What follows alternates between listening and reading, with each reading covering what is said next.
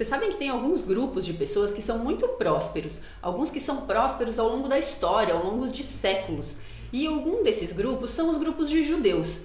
E aí eu sempre tive vontade de entender, até comprei um livro para entender, o que exatamente os pais falam aos filhos e o que eles, como grupo de pessoas, fazem para garantir sempre essa prosperidade financeira. E aí eu estava conversando com o CEO da Tecnisa e eu perguntei a ele o que exatamente os grupos faziam, o que a comunidade fala, o que eles pregam para garantir essa continuidade às crianças. Crianças tão prósperas financeiramente, para a gente poder também explorar essa ideia e também conseguir fazer com os nossos filhos, com as nossas famílias. Eu, que não sou judia, tinha interesse demais em saber exatamente o que acontece. Mas antes de começar, vocês já sabem, clica aqui para curtir o vídeo, para ele chegar para mais pessoas. Não deixa de se inscrever aqui no canal. Eu sempre digo, né, como a gente está falando de educação, a gente sempre precisa manter esse assunto na cabeça para repetir, para tentar estratégias melhores, para tentar estratégias mais legais e sempre saber as consequências do que a gente faz para conseguir fazer melhor com os nossos filhos. Então, eu queria tomar muito cuidado com essa pergunta para não ser mal interpretada. Mas assim, eu tenho muita curiosidade de saber entre a comunidade judaica se vocês têm algumas estratégias que são, enfim, diferentes ou características de vocês, porque é uma comunidade que é muito próspera. Então, se é muito próspera, provavelmente são coisas que se fala para os filhos, que se fala entre a comunidade mesmo, como você comentou, de se ajudar, de tudo mais. Eu queria saber se tem alguma... Até comprei um livro que se chama O Segredo da Prosperidade Judaica, para eu tentar entender e se tiver alguma coisa interessante compartilhar com os pais. Mas eu queria aprender com vocês. Tem alguma coisa interessante que vocês acham que vocês fazem de um jeito melhor, que vocês passam informações e que permitam a vocês continuarem sendo prósperos? De geração após geração continuar sendo próspero? Olha, muito legal a pergunta. De modo nenhum, acho que... Pelo contrário, acho que eu, como judeu, fico até... Acho que é um motivo até da gente se orgulhar aí da nossa comunidade. Eu acho que está muito relacionado, primeiro, com aquilo que eu falei de se ajudar e, segundo, com a educação. Eu vou explicar um pouquinho. Essa filha até comentou ali, né? Você viu que legal? Essa é minha mãe. Minha mãe. Sua mãe. É que minha filha está na casa dela, então ela deve estar ouvindo por lá. Tá bom. Esses dias a gente teve uma campanha para um projeto que chama Fundo de Bolsas, que está ligado justamente com a educação, que é de prover educação de qualidade para todas as crianças da comunidade. E então é um fundo que paga bolsas para alunos que não podem pagar. E nessa reunião, que acabou sendo também virtual por causa da pandemia e tal, na hora que eu precisei fazer lá o meu discurso, eu peguei um negócio que eu estava estudando, que eu tenho esse costume também de estudar, eu gosto de estudar judaísmo, né, Torá e tal. E eu estava estudando ali uma passagem que eu achei interessante, e aí eu coloquei isso nessa reunião. Com os maiores doadores da comunidade judaica, estavam todos lá. Depois um monte de gente até me falou, nossa, que legal. O que está escrito? Uma passagem que está escrito assim na Bíblia, que fala assim, olha, quando o seu irmão empobrecer e não conseguir se sustentar, você tem que ampará-lo. E essa palavra ampará-lo, os comentaristas, eles ficam discutindo o que quer dizer ampará-lo, o que você tem que fazer. Então, teve um comentarista do ano 1000 e pouco, chamado Urashi, que ele morava na França, que ele falou o seguinte, ampará-lo é assim, imagina que a pessoa tem um jumento, um burrinho com uma carga, e essa carga está caindo. Ele falou, você tem que ajudar, porque uma pessoa consegue ajudar a pôr a carga no lugar e o burrinho fica de pé. Uhum. Se você não ajuda e a carga cai, nem 5 pessoas conseguem ajudar. Então, olha só, naquele momento que ele precisa, você ajuda e o burrinho não cai, mas se você não ajudar e o burrinho cair, nem 5 pessoas, quer dizer, depois fica muito mais difícil. Entendi. Então, né, nessa reunião eu falei, olha, a gente está falando aqui de pagar o estudo de uma criança. Se essa criança, se a gente não pagar o estudo dela, o que vai acontecer? Ela não vai conseguir arrumar um emprego. Se ela arrumar um emprego, ela não vai conseguir ter renda. Aí vai ser muito mais difícil levantar essa família lá na frente do que dar um empurrãozinho agora. Então, número 1, as pessoas se ajudam. Número 2, o foco na educação, né?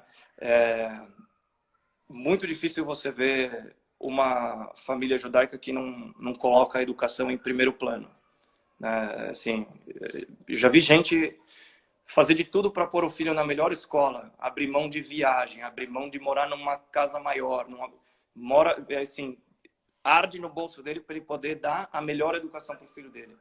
Então, acho que a educação também é fundamental. E talvez tenha um pouco dessa questão de empreender. Assim, você vê, Israel é o país que mais tem startups. Né? Por quê? Não sei. As pessoas são empreendedoras, elas gostam de ter ideias e querer fazer coisas para melhorar o mundo. Mas será que nas casas delas, nas famílias delas, tem esse incentivo? Tipo, vai lá tentar, tá tudo bem, se der errado. Talvez então porque tem esse suporte de outras pessoas da comunidade que se elas tiverem muita dificuldade, alguém vai dar o suporte, porque muita gente que tem medo de empreender se eu perder tudo, eu tô lascado. Eu sei que, por exemplo, no Japão, se a pessoa erra, ela, nossa, errou, tentou e não conseguiu, é um fracassado, tem muito suicídio e tal. Não estou querendo aqui criticar a cultura japonesa, pelo contrário, acho que é uma cultura maravilhosa, mas de modo geral, você tentar e não conseguir, às vezes é até bom, é melhor do que não tentar. Então, acho que esse negócio de estimular, lá eu sei que em Israel o governo incentiva você a tentar. E aí, se você não conseguiu, tudo bem. Aí você quer tentar de novo, te incentivam de novo. Nunca acaba. Às vezes o cara erra 10 vezes para chegar com um negócio fantástico lá na frente. Então, eu não sei se isso tem a ver com o fato da comunidade judaica ou não. Acho que todo mundo... Bom, quantas pessoas que não são judias são muito empreendedoras também. Sim, claro. Mas talvez dentro da comunidade, acho que isso é bem incentivado. Acho que é bem incentivado. Legal. Você tem alguma ideia de como você pretende ajudar seus filhos a estimulá-los a errar, tentar de novo? Você tem ideia de como você vai fazer isso dentro da sua casa, com seus filhos? Olha, quando eles tiverem uma ideia, eu tenho que apoiar e falar, legal, vai lá, tenta. Mas eu vou precisar gastar R$100 aqui, tudo bem. Não deu certo. Em vez de falar, você também, burro, não sei o quê, que ideia horrível. Não, tem que falar, não deu certo, parabéns que você tentou. Né? Isso a gente sempre tem que botar o foco no esforço e menos no resultado. Né? No esporte, por exemplo, mas eu não sou bom no futebol, não tem problema. Você foi lá, você se esforçou, perdeu. Lutou, parabéns, isso que importa. Então, tem que incentivar as tentativas. Acho que está muito cedo ainda para eu apoiar financeiramente alguma iniciativa deles, mas quando chegar o momento certo, eu pretendo sim, né? Se eu não achar também que é uma ideia muito maluca, mas eu pretendo sim apoiar. Entendi. E se você perceber assim que não é uma ideia maluca, mas você sabe que não vai dar certo, você ainda assim incentiva, deixa ele experimentar e ele descobrir na prática que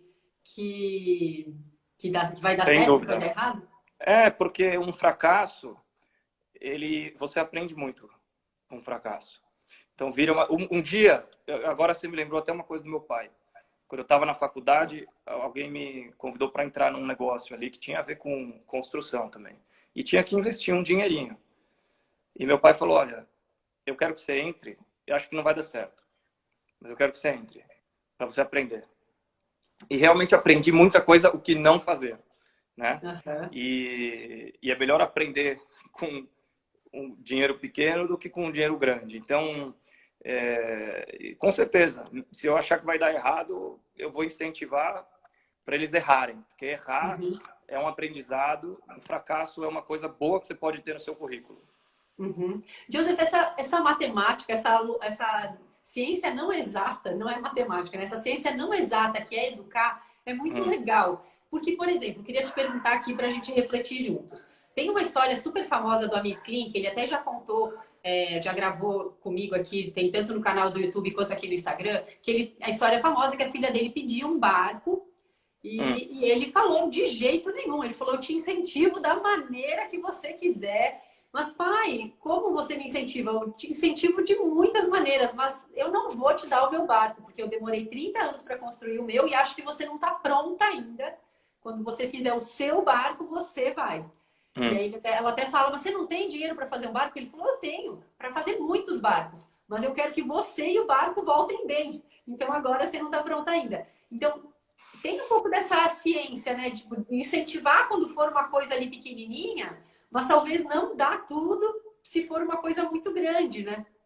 verdade. Não, é fantástico isso que ele falou. Concordo 100%. Incentivar é uma coisa. Vai lá, faz teu barco. Dar o barco, você acha que você está incentivando, mas talvez você está facilitando muito a vida da pessoa. Uhum. É bacana, eu penso E ele igual. fala mais uma coisa que eu queria ouvir sua opinião. Ele fala o seguinte, que a vida no barco é muito legal porque você não interessa o quanto você tenha de dinheiro, é uma vida de escassez. Você tem recursos limitados ali e ele acha que isso é um símbolo da vida real.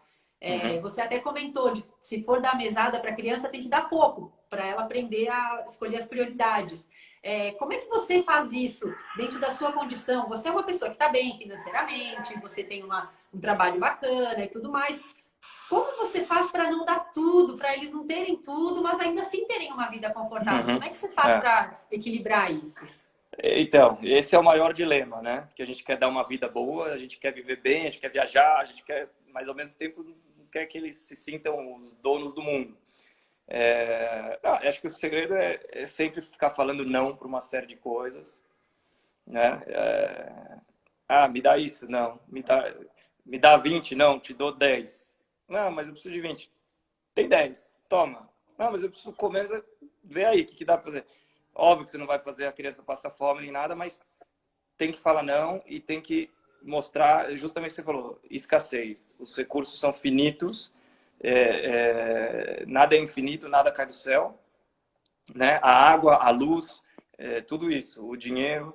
Então, tem várias situações do dia a dia que você consegue limitar. E mesmo assim você consegue ter uma vida boa, morar numa casa legal, viajar e tal, e ao mesmo tempo mostrar para eles que nada cai do céu e que tudo tem um limite. Uhum.